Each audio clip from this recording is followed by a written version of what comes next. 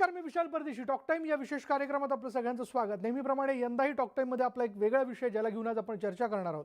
आपला विषय आहे मिसिंग टीथ प्रॉब्लेम्स आणि ट्रीटमेंट. आणि याच विषयी बोलण्याकरता आपल्याबरोबर आहे डॉक्टर प्रियंका सावकर नवले. हॅलो, नमस्कार. डॉक्टर प्रियंका, आपलं या चर्चेमध्ये खूप खूप स्वागत. डॉक्टर प्रियंका सावकर यांच्याबद्दल जर सांगायचं झालं तर डॉक्टर प्रियंका सावकर नवले या पुण्यातील प्रसिद्ध ऑर्थोडेंटिस्ट आणि स्माईल स्पेशलिस्ट म्हणून नावाजलेले आहेत. त्यांनी महाराष्ट्र हेल्थ युनिव्हर्सिटीमधनं BDS ही पदवी डिस्टिंक्शनमधून 2006 साली घेतली आहे. कौतुक आहे. MDS हे पोस्ट ग्रॅज्युएट त्यांनी ऑल इंडिया एंट्रन्समधून उत्तीर्ण होऊन 2011 साली बंगलोर युनिव्हर्सिटीमधून पूर्ण केले. त्यांचे राष्ट्रीय आणि आंतरराष्ट्रीय स्तरावरती जर्नल्समध्ये लेख प्रकाशित झालेले आहेत. तर अनेक कॉन्फरन्समध्ये त्यांना बेस्ट पेपर आणि बेस्ट पोस्टर प्रेझेंटेशनचे अवॉर्ड मिळालेले आहेत. पुणे इथे गेल्या 9 वर्षांपासून त्या रुग्णसेवेमध्ये रुजू आहेत. पुण्यातील 35 पेक्षा अधिक डेंटल क्लिनिकच्या अनेक रुग्णांच्या ब्रेसेस ट्रीटमेंट त्या करतात. अहोरात्र अखंडितपणे त्यांचं हे काम चालू आहे. गेल्या 9 वर्षांपासून त्या विद्यार्थ्यांसाठी ज्ञानार्जनाचं कामही करतायत. सध्या त्या यशवंतराव चव्हाण डेंटल कॉलेजमध्ये प्राध्यापिका आहेत. 2018 साली झालेल्या PhD एंट्रन्समध्ये फर्स्ट रँक मिळवलेला आहे त्यांनी. आणि त्यांना 2017, 2018, 2019 या 3 वर्षात orthodontist of the year, outstanding dentist of the year, heroic dentist of the year आणि त्याचबरोबर APJ Abdul Kalam national award मिळालेले आहेत. त्यांचे वर्ल्ड क्लास डेंटल क्लिनिक हे पुण्यातील नावाजलेलं क्लिनिक असून त्यांनी उपचार केलेल्या पेशंट्सच्या प्रतिसादामुळे इंटरनेट युजर्सकडून टॉप रेटेड आणि मोस्ट रिव्ह्यूज क्लिनिक म्हणून त्यांना गणलं जातं. आणि त्यांच्या या क्लिनिकमध्ये lingual braces, invisible braces, dental implant अशा आधुनिक उपचार पद्धती वापरल्या जातात. त्याचा अवलंब केला जातो. वर्ल्ड क्लास डेंटल क्लिनिक इथे डॉक्टर प्रियंका नेहमीच उपलब्ध असतात. आपण केव्हाही जा, उपचाराकरता त्या तिथं सदैव कार्यरत आहेत. सामान्य माणसापासून त्या अगदी सेलिब्रिटीपर्यंत अनेकांना डॉक्टर प्रियंका यांनी परफेक्ट स्माईल डिलिव्हर केलेली आहे. डेंटल टुरिझमद्वारे त्यांनी अनेक फॉरेनर NRI पेशंट्सची ट्रीटमेंट केली आहे. अल्पावधी काळात त्यांनी ही पूर्ण केली आहे. स्माईल फॉर ऑल हा त्यांचा मोटो असून तो जास्तीत जास्त लोकांपर्यंत पोहोचावा यासाठी नेहमी त्यांची धडपड असते. त्यांच्या यशस्वी वाटचालीत त्यांच्या क्लिनिकच्या टीम मेंबर्सचा खूप मोठा वाटा आहे. Best clinical team, best dental clinic आणि best braces clinic of the Maharashtra असे अनेक पुरस्कार त्यांच्या या वर्ल्ड क्लास डेंटल क्लिनिकला मिळालेले आहेत. त्यांच्या या क्लिनिकला 10 पेक्षा जास्त BDS आणि MDS डॉक्टर्स अविरत कार्य करत असतात. त्यांचं स्वतःचं डायग्नोसिस सेंटर हे क्लिनिकमध्येच असल्यामुळे ॲक्युरेट डायग्नोसिस म्हणजे अचूक निदान आणि ट्रीटमेंट प्लॅनिंग करणं त्यांच्यासाठी सहजच शक्य आहे. आणि म्हणूनच आज त्यांच्याशी आपण या विषयाला घेऊन चर्चा करणार आहोत. अर्थात त्यांच्या या सगळ्या कामाला घेऊन तुमच्या मनात देखील त्यांच्या ट्रीटमेंटबद्दल अनेक प्रश्न असतील.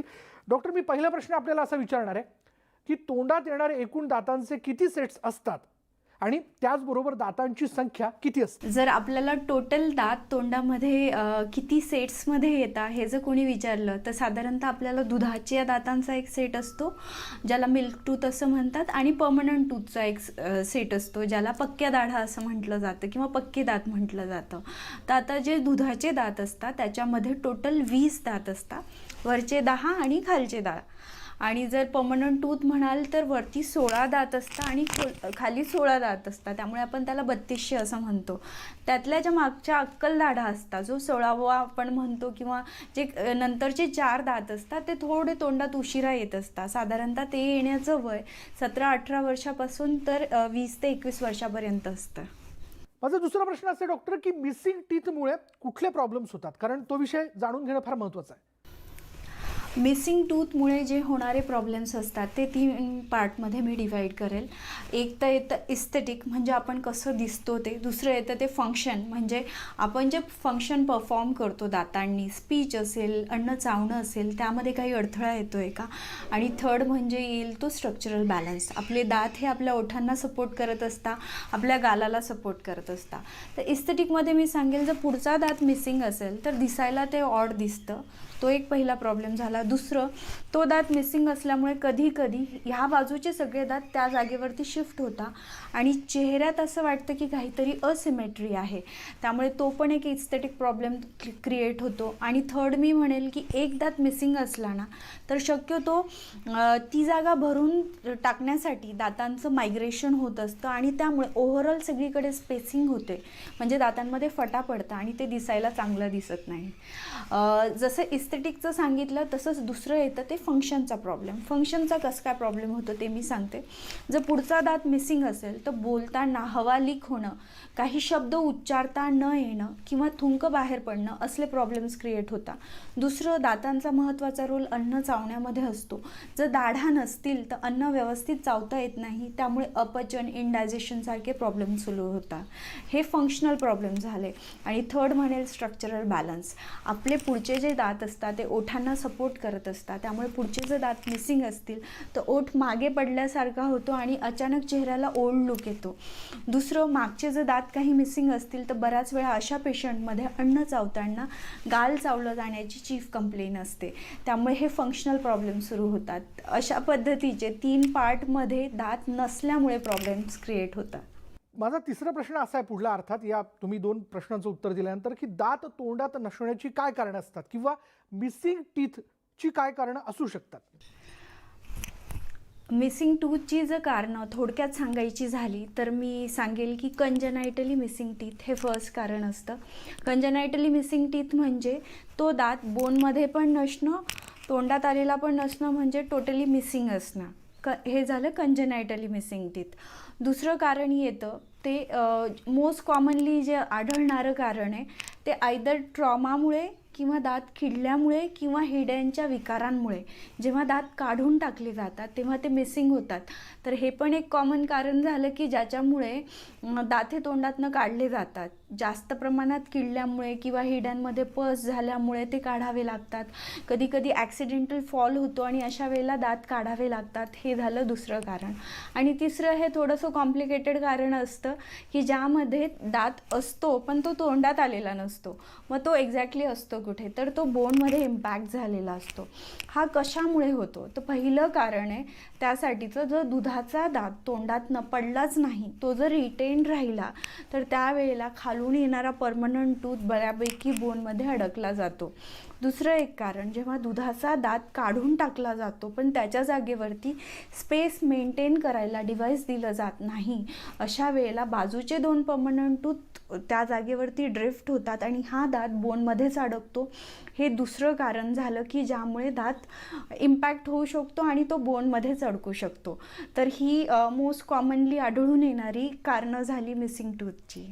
आपण डॉक्टरांशी अधिक या विषयाला घेऊन चर्चा करणार आहोत, पण यानंतर वेळ जाईल एका ब्रेकची. ब्रेक घेऊयात आणि ब्रेकनंतर ही चर्चा सुरू राहील. पहा फक्त न्यूज 18 लोकमत.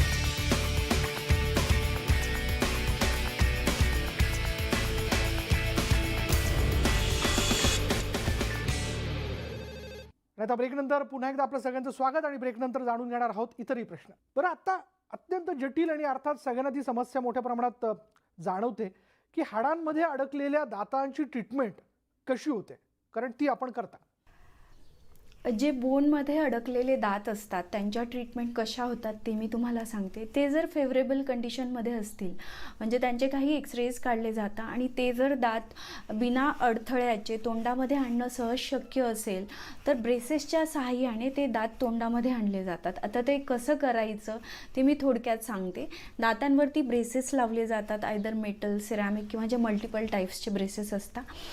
आणि ते लावल्यानंतर त्या दातासाठी स्पेस ओपन केली जाते. आयदर ओपन कॉईल स्प्रिंग्ज असतात, जेणेकरून जे 2 दात त्या दातांच्या जागेवर आलेले असतात त्यांच्यामध्ये थोडी स्पेस क्रिएट केली जाते. एकदा का प्रॉपर स्पेस झाली या बोनमध्ये अडकलेल्या दातासाठी, त्या बोनमध्ये अडकलेल्या दाताचं सर्जिकल एक्सपोजर केलं जातं आणि त्यावरती एक अटॅचमेंट दिली जाते. नंतर त्या दाताला ट्रॅक्शन लावून मेन वायरवरती एव्हरी 3 वीक्समध्ये टाईटनिंग करून त्या दाताला हळूहळू हळूहळू बोनमधनं बाहेर तोंडामध्ये आणलं जातं. तर ही प्रोसिजर पण जितकी वाटते तितकी कॉम्प्लिकेटेड नाही आहे. ह्या केसेस खूप कॉमनली आढळून येतात. मोस्टली सुळे अडकलेले असतात आणि आम्ही त्यांना तोंडामध्ये आणत असतो. तर अशा पद्धतीने ते दात आणले जातात. दुसरं, जर हे कॉम्प्लिकेटेड असेल, म्हणजे सपोज जर तो दात मिडलाईन क्रॉस करत असेल, तो काढताना काही दातांच्या मुळांना इजा होणार असेल, तर अशा वेळेला तो दात सर्जरी करून काढून टाकला जातो, ज्याला सर्जिकल डिसइम्पॅक्शन म्हणतात, ज्यात आम्ही तो दात काढून टाकत असतो. एकदा तो दात काढल्यानंतर त्या जागेचं करायचं काय? जर तिथं दुधाचा दात शिल्लक असेल तर तो दात जर हालत नसेल तर आम्ही त्याला मेंटेन करतो. त्याला पर्मनंट कनाईनसारखं दिसावं असं म्हणून शेपिंग करत असतो. कधी कधी दुधाचा दात पण तिथं नसेल तर मागच्या दाताला पुढे ओढतो आणि त्याला सुळ्यासारखं शेपिंग केलं जातं, जेणेकरून तो दात सुळ्यासारखा दिसायला लागतो आणि स्माईल एक परफेक्ट होत असतं. तर अशा पद्धतीने ती जागा मॅनेज केली जाते. माझं वय 13 आहे. मी डॉक्टर प्रियंका सावकार नवले यांच्याकडे दाताची ट्रीटमेंट घेतली आहे. माझे दोन्ही समोरचे दात हे नाकाच्या वरती होते. त्यांनी ते ब्रेसेसच्या साहाय्याने खाली आणलेत आणि त्यांनी सर्जिकल एक्सपोज केली आहे आणि माझी आत्ता स्माईल खूप चांगली आहे आणि मी आत्ता खुश आहे. मला पुढला प्रश्न आपल्याला असं विचारायचा आहे की मिसिंग टूथसाठी सगळ्यात चांगली ट्रीटमेंट कशी होते? मिसिंग जर टूथ असतील तर त्याला ट्रीट करण्याचा सगळ्यात चांगला उपाय जर विचाराल तर इम्प्लांट हा आहे. इम्प्लांट म्हणजे बोनमध्ये एक स्क्रू टाकला जातो आणि त्याच्या सहाय्याने तिथं क्राऊन लाईक स्ट्रक्चर बिल्ड केलं जातं. त्याला इम्प्लांट असं म्हणतात. थोडक्यात सांगायचं झालं या प्रोसिजरबद्दल तर जेव्हा आमच्याकडे पेशंट येतो त्यावेळेला त्यांचा OPG एक्सरे काढला जातो. एक्सरे काढल्यानंतर आम्ही ॲनलाईज करतो की बोनची विड्थ हाईट परफेक्ट आहे ना त्या पेशंटसाठी. एकदा की कळलं की परफेक्ट आहे, पेशंटला काही ब्लड टेस्ट सांगितल्या जातात, जेणेकरून जर पेशंट्सच्या ब्लडच्या व्हॅल्यूजमध्ये काही कमी जास्त असेल तर इम्प्लांटचा सक्सेस रेट त्यावर थोडा डिपेंड करत असतो. जसं डायबेटिक तर नाही, हायपरटेन्शन नाही ना, ब्लिडिंग टाईम, क्लॉटिंग टाईम, तर असल्या प्रकारच्या काही मायनर टेस्ट आम्ही पेशंटच्या करून घेत असतो.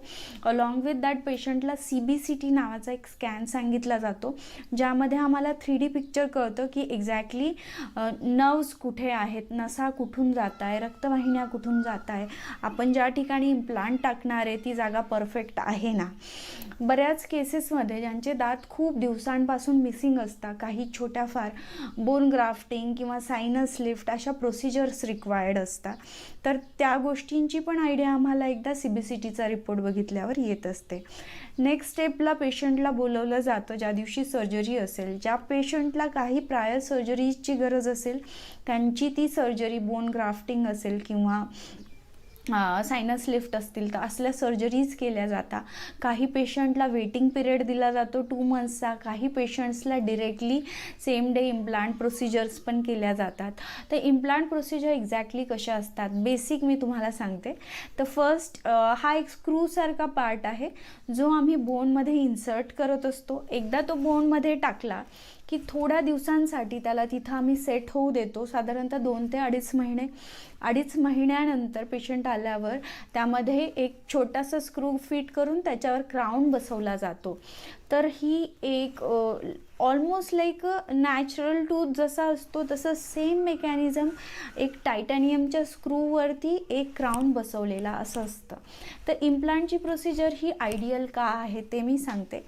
एकतर इम्प्लांटसाठी हे गरजेचं नसतं की आजूबाजूचे 2 दात असणं गरजेचं आहे. सपोज सगळ्यात मागचा जर दात मिसिंग असेल तर अशा वेळेला इम्प्लांट देणं बेस्ट असतं, कारण तो एकटा पण आपल्याला देता येतो आहे. प्लस दुसऱ्या 2 फायदे मी सांगेल की पुढचे जे दात असतात ब्रिजमध्ये म्हणा जे आम्ही ग्राइंड करत असतो तसं इम्प्लांटच्या केसेसमध्ये ग्राइंड करण्याची गरज नसते. आणि जेव्हा जर लॉंग स्पॅनमध्ये सपोज 4-5 दात मिसिंग असतील तर फक्त 2च इम्प्लांट टाकून 4 युनिटचा ब्रिज आरामात देता येतो. आणि इम्प्लांटचं आजकाल टेक्नॉलॉजीजमुळे वगैरे तर मटेरियल एवढं छान आलेलं आहे की त्याचा सक्सेस रेट बऱ्यापैकी जास्त असतो. आता आमच्या वर्ल्ड क्लास डेंटलला जर मॅक्झिमम मिसिंग टूथच्या केसेस असतील तर त्या इम्प्लांटने ट्रीट होत असतात. त्यामुळे इम्प्लांट्स ऑप्शन हा मिसिंग टूथसाठी सगळ्यात बेस्ट ऑप्शन आहे. यानंतर वेळ झाली का ब्रेकची आणि ब्रेक नंतर आपण ही चर्चा अशी सुरू ठेवणार आहोत. पहा फक्त टॉक टाइम.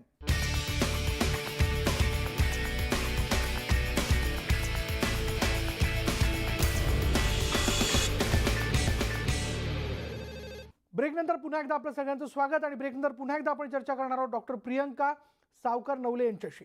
डॉक्टर, मला आपल्याला असं विचारायचं आहे, अर्थात आणखीन एक सगळ्यांच्या मनातला प्रश्न जो मला विचारायचा आहे, कारण आपण इतक्या प्रश्नांची उत्तरं दिली, तो म्हणजे असा आहे की मिसिंग टूथसाठी इम्प्लांट व्यतिरिक्त अजून कुठल्या ट्रीटमेंट्स आपल्याकडे उपलब्ध आहेत किंवा ते केल्या जाऊ शकतात?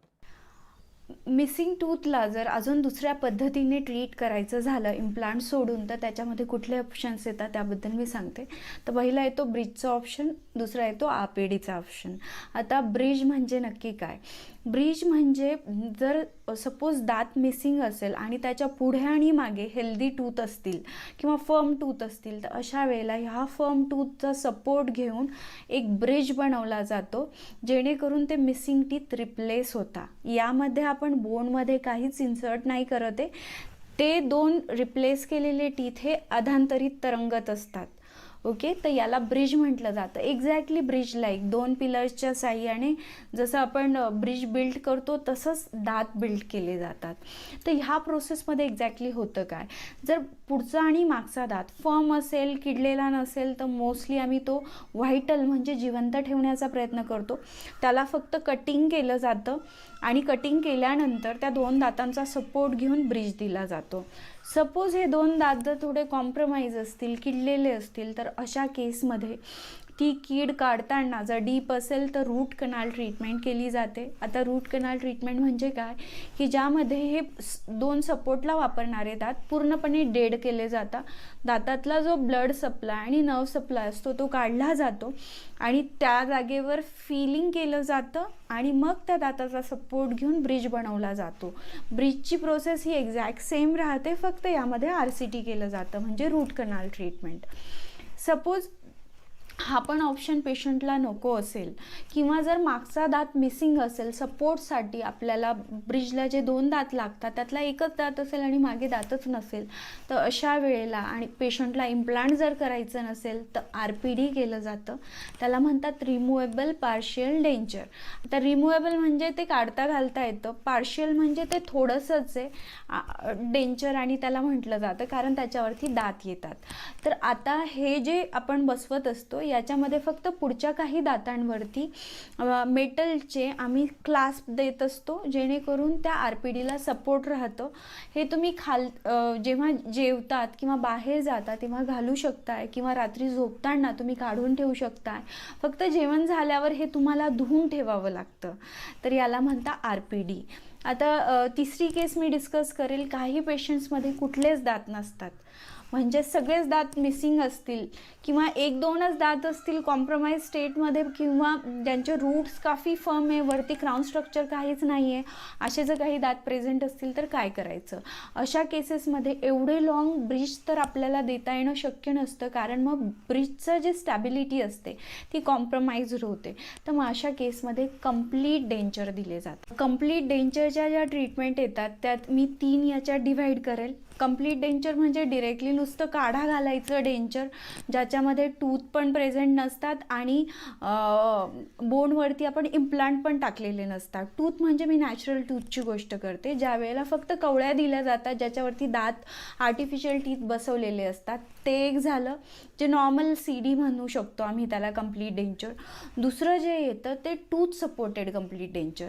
आता टूथ सपोर्टेड कंप्लीट डेंचर म्हणजे नक्की काय, तर यामध्ये काही जे दात असतात ज्यांचे रूट्स फर्म आहे ते तसेच मेंटेन केले जातात. युजली दोघं आर्चेसमध्ये, वरच्या आणि खालच्या दोघं साईडला सेम टूथ आम्ही मेंटेन करण्याचा प्रयत्न करतो, जेणेकरून त्या डेंचरची किंवा त्या कंप्लीट डेंचरची स्टेबिलिटी चांगली राहते, ज्याला एक्स्ट्रा सपोर्ट मिळतो.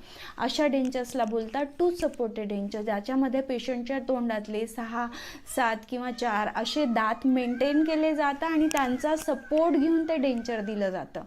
आणि थर्ड मी म्हणेल इम्प्लांट सपोर्टेड कंप्लीट डेंचर, ज्याच्यामध्ये इम्प्लांटच्या साहाय्याने पूर्णपणे कवळी बसवली जाते, त्याला म्हणतात इम्प्लांट सपोर्टेड कंप्लीट डेंचर.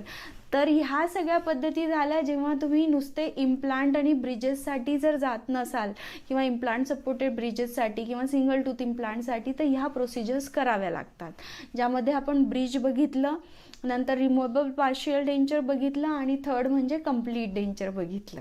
बरं, अर्थात आपण कार्यक्रमाच्या शेवटाकडे आलेलो आहे डॉक्टर. तर त्यामुळे डॉक्टर प्रियंका, प्रेक्षकांना कार्यक्रमाच्या शेवटी तुम्ही कुठला सल्ला द्याल? प्रेक्षकांना जाताना मी एकच सांगेल की मिसिंग टूथमुळे होणारे जे प्रॉब्लेम आहे, आयदर ते इस्थेटिक प्रॉब्लेम असो की दिसायला चांगलं न दिसणं किंवा असिमेट्री असणं किंवा फंक्शन रिलेटेड प्रॉब्लेम असो, जसं बोलताना काही शब्द उच्चारता न येणं किंवा अन्न व्यवस्थित चावता न येणं किंवा बाकीच्या स्ट्रक्चरल बॅलन्स रिलेटेड इश्यू असणं की जेणेकरून वेळेपूर्वीच ओल्ड लुक चेहऱ्याला येणं, असले जर काही इश्यू होत असतील तर हे प्रॉब्लेम सॉल्व करता येणं सहज शक्य आहे आणि ते पण तुमच्या बजेटनुसार. जसं तुमचं बजेट असेल त्याप्रमाणे तुम्ही ऑप्शन घेऊ शकता. रिमूव्हेबल पार्शियल डेंचर बनवून घेऊ शकता, ब्रिजचं ऑप्शन घेऊ शकता, इम्प्लांटचं ऑप्शन घेऊ शकता आणि ह्या प्रोसिजर व्यवस्थितरित्या करता येतात आणि त्यांचा सक्सेस रेटही बऱ्यापैकी चांगला आहे. तर तेव्हा ह्या प्रोसिजर करून घ्या. मनाजोगं अन्न तुम्ही खाऊ शकता, मनासारखं बोलू शकता आणि मनासारखं हसू शकता. थँक्यू. धन्यवाद डॉक्टर प्रियंका सावकर नवले या सगळ्या प्रश्नांची उत्तरं दिल्याबद्दल. ही सगळी प्रश्नांची उत्तरं ऐकल्यानंतर, ही चर्चा ऐकल्यानंतर आपल्यालाही जर एक परफेक्ट स्माईल हवी असेल किंवा ही एक परफेक्ट स्माईल आपल्याला इतरांना डिलिव्हर करायची असेल तर जरूर आपण डॉक्टर प्रियंका सावकर नवले यांना संपर्क साधू शकता आणि अर्थात त्यांच्याकडे या विषयाला घेऊन वेगवेगळ्या ट्रीटमेंट्स उपलब्ध आहेत. यानंतर आज टॉक टाईममध्ये इथेच थांबणार आहोत आणि पुढल्या टॉक टाईममध्ये भेटूयात नवीन विषयासह. पहा फक्त न्यूज 18 लोकमत.